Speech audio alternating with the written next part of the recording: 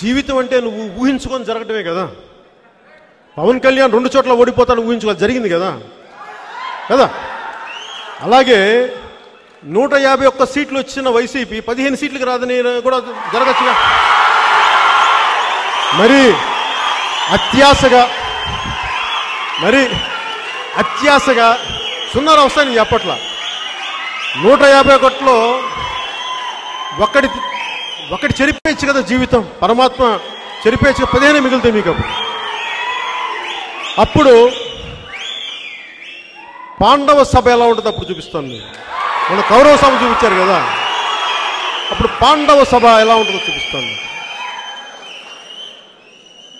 మీరు ధర్మంతో పెట్టుకున్నారు, మీకు చూపిస్తాను.